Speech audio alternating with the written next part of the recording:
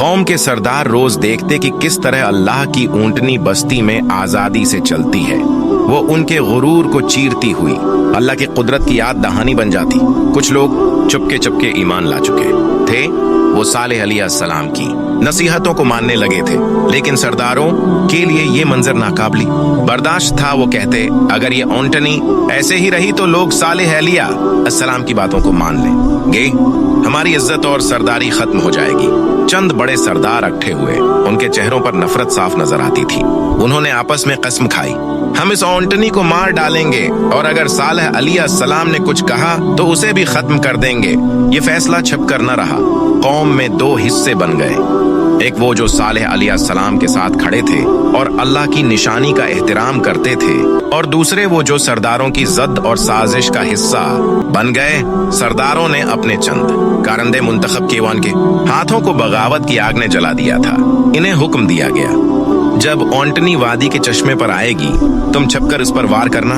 इस रात समूद की वादी पर एक अजीब सन्नाटा छा गया। कुछ दिल डर से लर्ज रहे थे, कुछ दिल गुरूर में जल रहे थे, और तकदीर का एक बहुत बड़ा मोड़ करीब आ रहा था। वो लम्हा जब इंसान अपनी हठ धर्मी की आखिरी हद को पार कर देता है। अगले दिन वही चश्मा, वही वादी, कौम की आंखें उस लम्हे की गवाह बने जिसने उनकी तकदीर का फैसला कर दिया। अल्लाह की ऊंटनी सुकून से पानी पीने आई।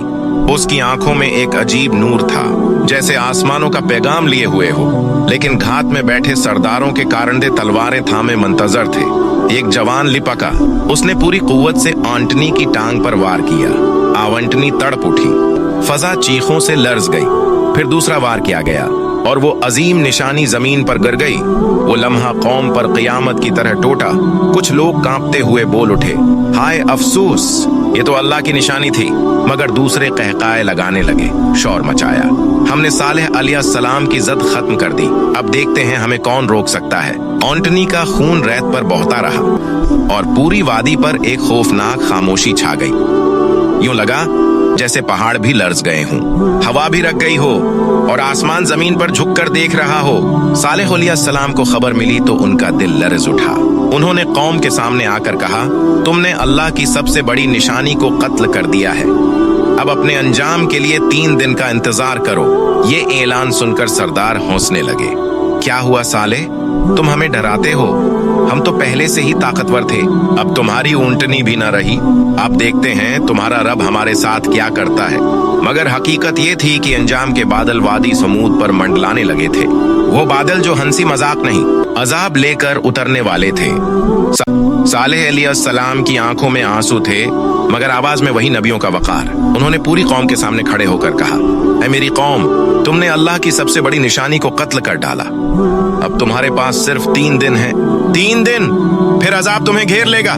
ये अल्फाज वादी में गूंज उठे, मगर सरदारों ने कहकहे लगाए, कुछ ने तालियां बजाएं। वो एक दूसरे से कहने लगे, क्या ये है तुम्हारा नबी? हमें डराता है, चलो देखते हैं ये 3 दिन कैसे गुजरते हैं। मगर कुछ लोगों के दिल कांप उठे। ईमान लाने वाले और डरने वाले एक तरफ हो गए। उन्होंने घर जाकर अपने बच्चों को सीने से लगाया। आंखों में आंसू भर आए कि शायद ये आखिरी मुलाकात हो। पहला दिन आया। सुबह के वक्त लोगों के चेहरे जर्द पड़ गए। ये वो निशान था जिसका सालेह अलैहिस्सलाम ने बताया था, मगर कौम फिर भी हंसी मजाक करती रही। हा हा हा, ये तो कुछ नहीं, शायद डर की वजह से ऐसा लग रहा है। दूसरा दिन आया। अब इनके चेहरे सरख हो गए, जैसे खून उबल रहा हो। कुछ औरतें चीखने लगीं, बच्चे खौफ से माँ के पीछे छिप गए। मगर सरदार फिर भी बोले, ये बस इत्तेफाक है, कुछ नहीं होगा। तीसरा दिन आया। अब उनके चेहरे सियाह पड़ गए। सारी वादी पर एक खौफनाक खामोशी छा गई। परिंदे उड़ गए, हवा रख गई और फजा में मौत का साया महसूस होने लगा। सालेह अलैहिस्सलाम ने अपने ईमान वाले साथियों को कहा, अब हम इस वादी को छोड़ रहे हैं, क्योंकि अजाब उतरने ही वाला है। कौम के बाकी लोग अब भी इज्जत पर उड़े रहे। वो अपने घरों, अपने किलाओं और अपने गुरूर पर नाज कर रहे थे। उन्हें लगता था कि कोई ताकत उन्हें मिटा नहीं सकती, लेकिन हकीकत ये थी कि वक्त खत्म हो चुका था और तकदीर का फैसला आसमानों में लिखा जा चुका था। तीसरा दिन खत्म होने को था। रात के अंधेरों ने वादी को घेर लिया। पहाड़ खामोश थे। आसमान अजीब सा बोझल लग रहा था।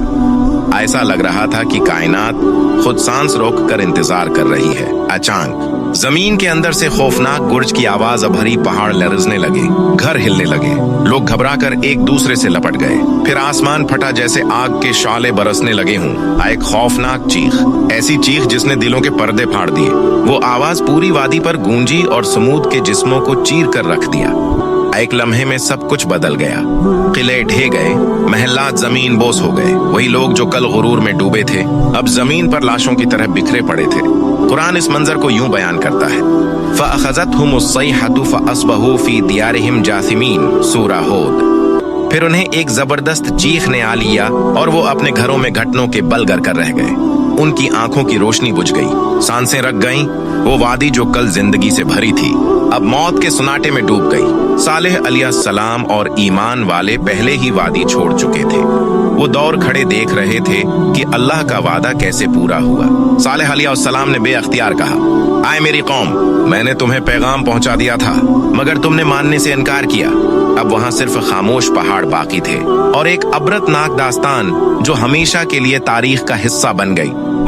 वादी में अब न कोई कहकहा था, न ताकत का शूर, सिर्फ खामोशी थी। वही किले जो गुरूर की अलामत थे अब वीरान खंडर बन गए थे। वही महल्लात जिन पर सरदार नाज करते थे अब टोटी दीवारों और बोसीदा पत्थरों का ढेर थे। परिंदे भी उन घरों पर मंडलाने से डरते थे। हवा जब उन खंडरात से गुजरती तो यूं लगता जैसे माजी की चीखें आज भी गूंज रही हों। कुरान इस मंजर को बार बार याद दिलाता है, फतवल्ला अन्हुम वक़ाल या कौमी लक़द अबलग़तुकुम रिसालत रब्बी व नसहतु लकुम वलकिन ला तुहिब्बून अन्नासिहीन, सूरह अल-अराफ। बस सालेह अलैहिस्सलाम इनसे मुना मोड़ गए और कहा, ए मेरी कौम, मैंने तुम्हें अपने रब का पैगाम पहुंचा दिया और तुम्हें नसीहत की, मगर तुम नसीहत करने वालों को पसंद नहीं करते थे। ये अल्फाज सालेह अलैहिस्सलाम की आखिरी सदाए दिल थीं। वो अपने लोगों को बचाना चाहते थे मगर वो खुद ही अपने अंजाम को दावत दे बैठे। आज भी मदाइन सालेह के खंडर मौजूद हैं। सऊदी अरब के उन पहाड़ों पर तराशे गए वो घर जिन्हें देखकर दुनिया हैरान रह जाती है कि ये कौम कितनी ताकतवर थी, मगर हकीकत ये है कि ताकत और गुरूर ने उन्हें नहीं बचाया।